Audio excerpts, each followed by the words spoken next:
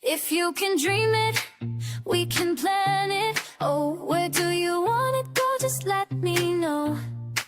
Magic moments, far off oceans. We're chasing sunsets, chasing hope. Pack your bags, we'll handle the rest. With dreams and destinations, we're chasing the best. Your imagination, our inspiration. We'll take you coast to coast, no hesitation. Like dreams and destinations. Oh, oh, oh, oh. Hello and welcome to Dreams and Destinations, a travel podcast brought to you by the agents of A Dream and a Wish Travel Co. I'm your host, Ashlyn, aka the Duchess of Disney, and you may have noticed that Travel Wiz Liz, my partner in podcasting, your other host, the warm-hearted, whimsical, wacky and wonderful Travel Wiz Liz, is nowhere to be seen right now. And that is because she is on vacation in Walt Disney World. But don't worry, she is going to be joining us live on the scene in Walt Disney World later on in the show. We actually have, I think, 3 different agents from A Dream and a Wish Travel Co. in Walt Disney World right now. And I am just so super cranky that I am not one of them. Because I would love to be sipping a Grand Marnier slush in Epcot, maybe do a little ride, a little whirl on Remy's Ratatouille Adventure. And if you know me, you know that I am obsessed with living with the land. So I'd probably have to have a little boat ride, have a little nosh. It's dinner time right now as I'm recording this. So food sounds great. And speaking of food, today we are kicking off an all new series about the most important topic in Walt Disney World. Well, certainly one of our favorite topics in Walt Disney World, and that is Disney dining. You know we love food. You know we love a solid restaurant. And at Disney World, meals aren't just meals. They are experiences. They are entertainment. And they are core memories with a side of Mickey waffles. And so today we're just going to kind of give you just a blanket overview. This is going to be a short, sweet, and simple episode. Next week, we're going to dive in head first with character dining, which of course are some of the most popular restaurants in Walt Disney World, where you can meet characters while you are enjoying some delicious food.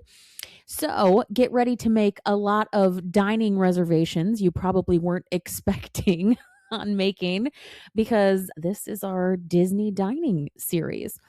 So the first thing I want to cover with everyone are the different categories of dining. You have, just like we've covered all of the different resort categories in Walt Disney World, there are also different categories for your dining options at varying price points and at varying fanciness. Some of them are much fancier than others. So I'm going to give you just a brief rundown of the dining categories and what you can expect from each category in terms of the types of food that you're going to get, the service, the atmosphere, all that jazz. So let's start off with quick service. This is your baseline for food, okay? Quick service is essentially where it's your in and out, your one-stop shop. You're there to get food and you're not there to really enjoy the ambiance or anything. Your sole purpose is that you are here to eat. This is counter service by and large. Some of these quick service locations will have like a table or two here and there where you can pop in. Some of them have more tables than others, some of them not so much. The goal with quick service is really just to pop in, grab your food, inhale it as quickly as humanly possible, and then get back to the parks. Get back on those rides, enjoy those shows, enjoy your time at the park. So quick service is really for people who are just they're just wanting to get that sustenance and then they're back at the parks. Some quick service options, even though they are essentially counter service like fast food meals, are so delicious. And when we do the quick service episode, I'm really excited to dive in with you guys about some of these locations and the really, really yummy foods that you can get at quick service locations. And another great thing about quick service locations is that you can also mobile order there. So when you get on your My Disney Experience app, which that is going to be an episode in and of itself, us just explaining how to work the My Disney Experience app. When you get on that app, there is an option at many different quick service locations for you to place a mobile pickup order where you can order right there on the app. And then you just saunter over to the quick service location and your food is ready to go and you grab it and you go sit down. It is such a time saver. And it's so great. You don't have to wait in any lines. You don't have to wait for the more indecisive people in your party to select something because they can just scroll through on the phone and find it. And bing, bang, boom, you're done. So then let's move on to table service. Table service is what it sounds like. You're going to sit down at a table and you're going to have a lovely meal. Some table service restaurants are much fancier than others, and some of them are much more immersive experiences than others. Table service restaurants are found all over the place, all over the parks, all over your resorts, and they're going to be at varying degrees of price points, and varying degrees of immersion, and also varying degrees of delicious foods. So we'll definitely talk about table service. This is your sit down dining options for when you want to kick your feet up and relax a little bit more instead of just grabbing that quick service meal. You feel like you want to sit down and have a leisurely moment and relax for a minute. Then you have your fine signature dining. Fine signature dining is a form of table service. So again, you're going to be going into a table and sitting down. But of course, as the fine signature dining would denote, this is a little bit more upscale, and in some cases, a lot more upscale than just your regular table service restaurant. So you have fine signature dining that some of them are more casual options.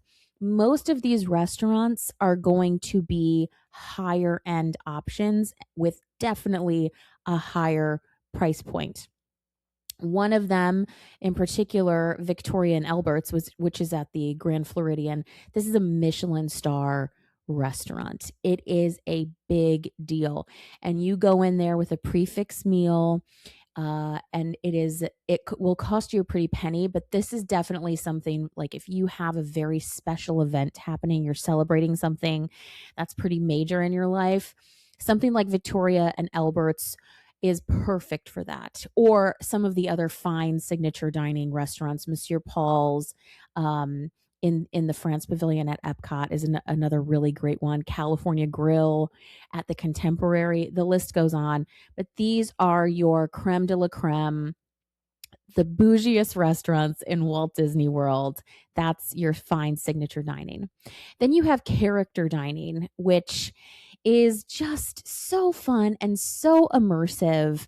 And it's a really great way to see multiple characters in one location without having to stand in any lines. You don't have to wait for 45 minutes or an hour to see Mickey Mouse because he'll just come by your table and say, "Hola, hey, hi, how are you? Those Mickey waffles look amazing." And you're right, Mickey, those Mickey waffles are amazing. So we're definitely going to have a good time in a future episode talking about character dining. It is utterly delicious. And Liz, when she pops on here in a minute, is going to talk a little bit about the character dining experiences that she is currently having in Walt Disney World. She's doing some new and exciting things that she hasn't done before, and I am so excited for her. Today she went to Crystal Palace, which is in Magic Kingdom, where you can meet Winnie the Pooh. It is one of my absolute all-time favorite character dining locations, hence the Pooh Bear ears that I am currently wearing right now. I love it so much. And I'm so jealous she got to go there this afternoon. So we're going to hear from her in a little bit about more about that. But really quickly, I want to talk to you about snacks at the kiosks. There are kiosks all over Walt Disney World. And here you're going to get everything from coffee and donuts to those churros that everybody wants to those turkey legs. Dole Whip floats sometimes can be found at various kiosks. These are just literally like little carts or kiosks throughout that honestly do, especially when you get to places like Epcot, some of the best food and drink, especially drink, in Walt Disney World can be found at these little kiosks. So, just something to keep in mind, you don't need to have a reservation at the most expensive place on property to get really, really delicious food because sometimes it literally comes out of a kiosk. I'm not even kidding you.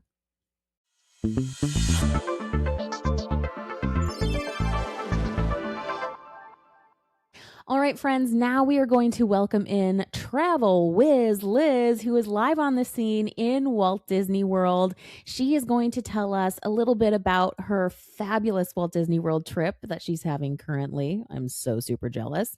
She's going to talk about some of the dining experiences that she's been having, and she's going to talk to us about the ever so popular Disney dining plan, which people always have questions about. Definitely can be worth the money. So, Liz, how's it going? Give us the scoop. Hi, guys. As Ashlyn said, I am coming to you live from Walt Disney World. So you can kind of see in the background there the Skyliner flying by my room here at the Boardwalk Villas. We left the Grand Floridian yesterday, so we moved on to our new cottage here at the Boardwalk Inn. So let's talk dining. First of all, I had some amazing experiences I have never had before with dining. I tried Ohana for the first time, which lived up to all the hype if you've never had Ohana for dinner. And I also did 3 brand new character dinings that I've never done before. So I'm going to talk a little bit about all of that. But first, I'm going to dive into the wondrous world of the Disney dining plan because for a lot of people, that's a very new thing. And like a lot of new travelers, this was something that I have never utilized for my family. So, what the Disney dining plan is, it is a package you can add to your Disney vacation, which will give you a certain amount of food to eat during your stay. So there are 2 choices of dining plans you can purchase. Dining plan number 1 is going to be a quick service dining plan. So for a quick service dining plan, you get 2 quick service meals a day, you get 1 snack credit a day, and then you get 1 refillable Disney mug, which those mugs are refillable at any resort location, not in the parks, but any resort you can refill at the soda stations there. Coffee, hot chocolate, iced tea, all of those things. And then your quick service meals are going to be from those just grab and go restaurants that Ashlyn talked about a little bit in the intro, but then you additionally will get a drink, and I'll talk about that in just a sec.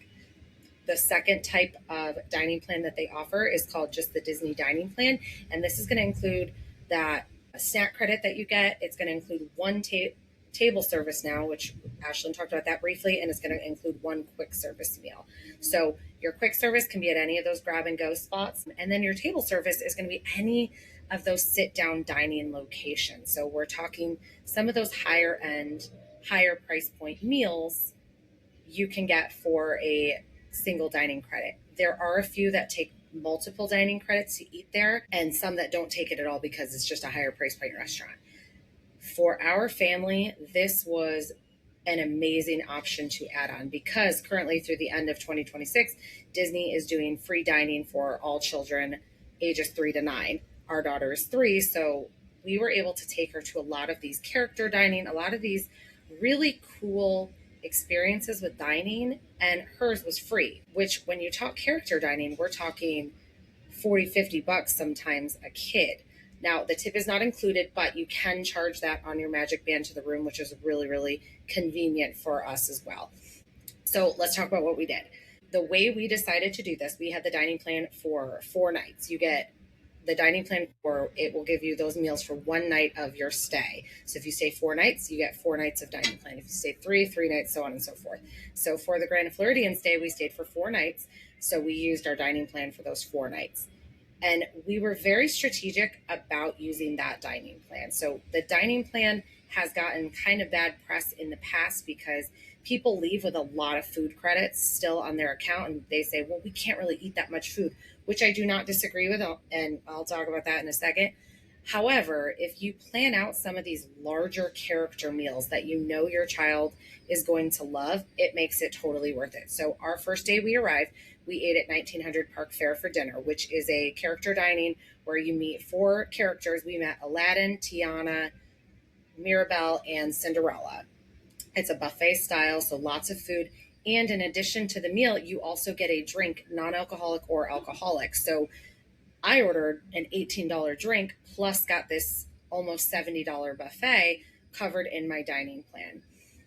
When you talk about the price, the dining plan boils down to roughly $95 per adult per day.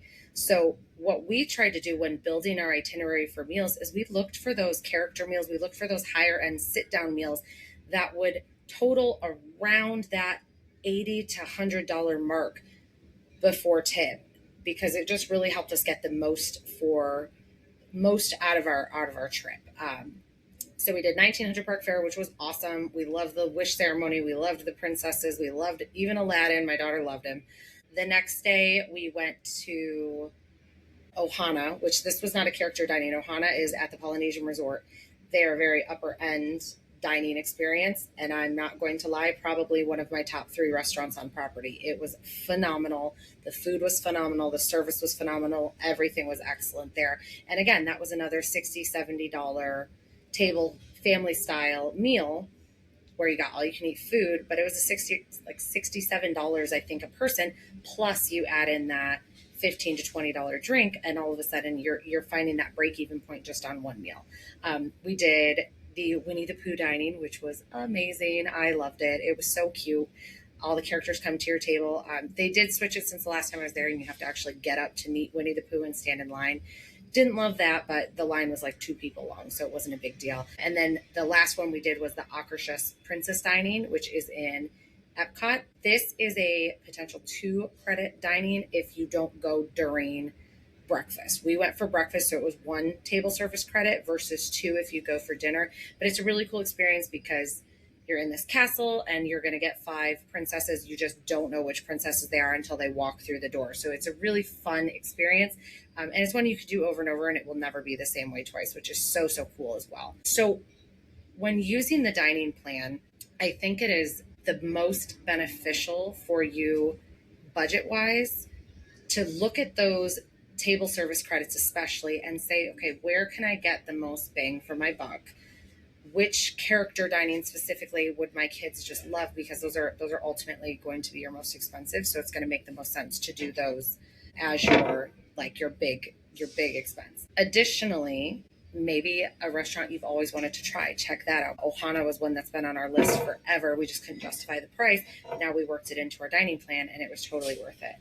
So some other fun tips. I'm going to give you some fun tidbits just before we do our whole episode about the dining plan. I'm going to give you some tips and tricks we learned. So first tip and trick learned. Number 1, if a restaurant does not serve kids meals, you can order an adult meal for a kid's credit. For example, we went to Magic Kingdom in the morning. We went to the Friar's Nook, which is over there in Fantasyland. They do not have a kids meal, but they have a breakfast sandwich that comes with tater tots. Now, every kids meal in Walt Disney World comes with a main entree, a side dish, and a beverage.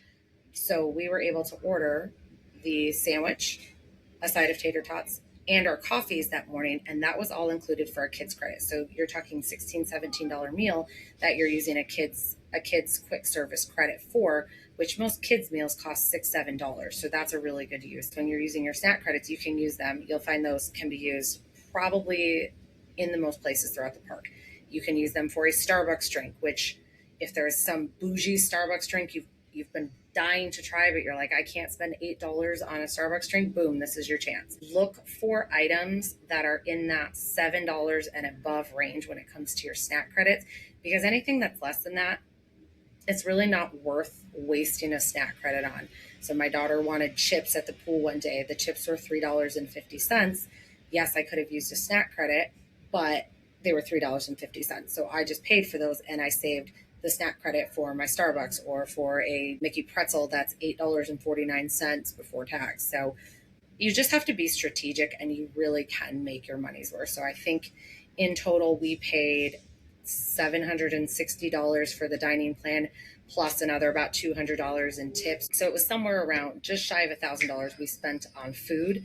And we logged almost $1,600 worth of food, but we only paid that $1,000 price tag. So if you use it all, definitely worth it. Now, if you are doing a quick trip, if you are not staying for a long time, if you don't have any plans to do big meals or character dining or anything like that, then the dining plan might be useful to your family if you just want to know, this is my budget and this is what I'm spending, but it might not be necessary if you don't plan on eating a ton or trying any of those big ticket items. So for our family, it was totally worth it. We actually at the end had like 6 snack credits left, and then we had, I think, like 3 kids meals left. And just because Q doesn't always eat breakfast, she just shares off my plate sometimes or off her dad's plate.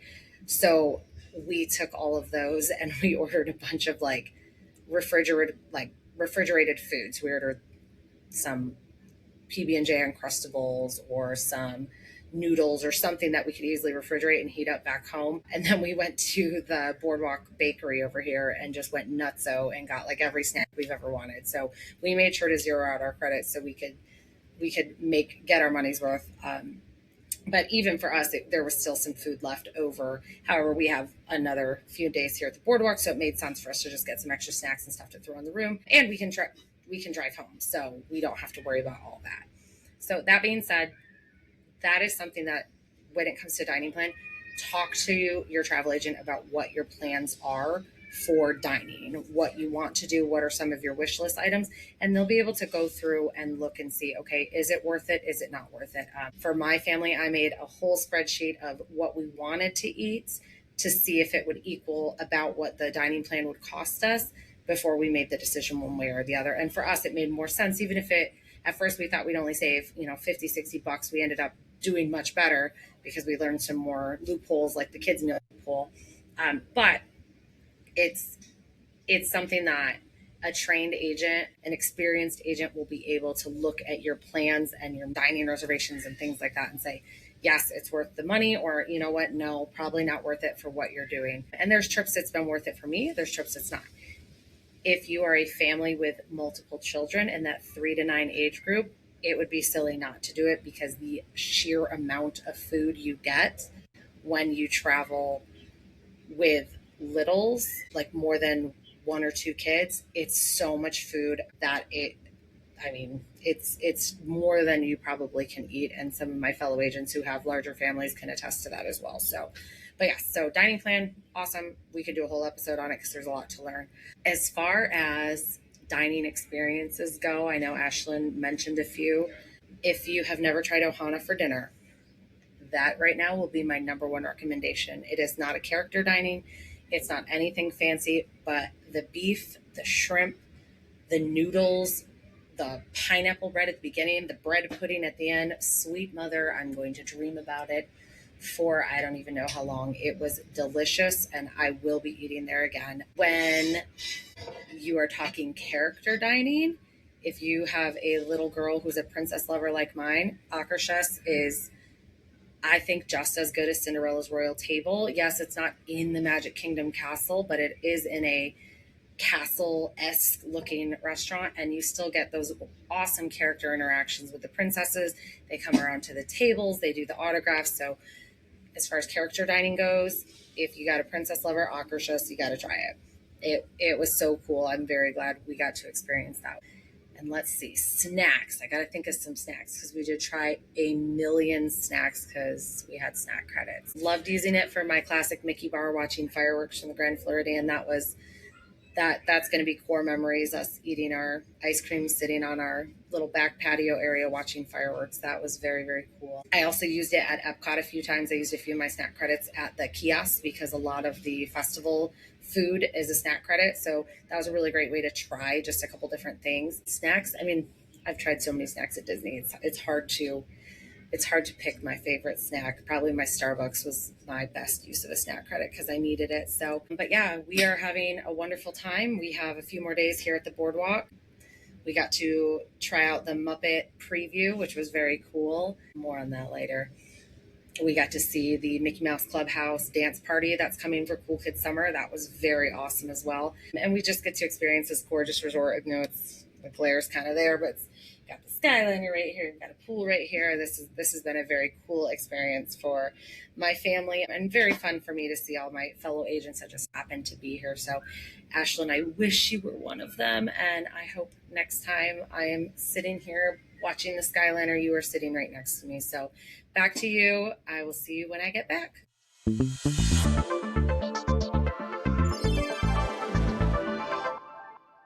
So good to hear from you, Liz. Thank you for dropping in, for taking the time out of your very magical vacation to spend a little bit of time with us today. I cannot wait to have you back next week so we can have our normal, usual conversations. But I'm so glad that you are having a blast with your family in Walt Disney World. That is all the time we have for today. Like I said, we just kept this one short, simple, and sweet. Be sure to follow along and subscribe to Dreams and Destinations on Spotify, Apple Podcasts, and YouTube. And remember, new episodes drop every Thursday at 7 p.m. Eastern Standard Time, so come back and see us next week for more. Follow us on Instagram and TikTok at Dreams and Destinations Podcast. And don't forget to follow A Dream and a Wish Travel Co. on social media. You can visit our agency website or any of our Instagrams to request a vacation quote. The links, as always, are going to be in the show notes for you.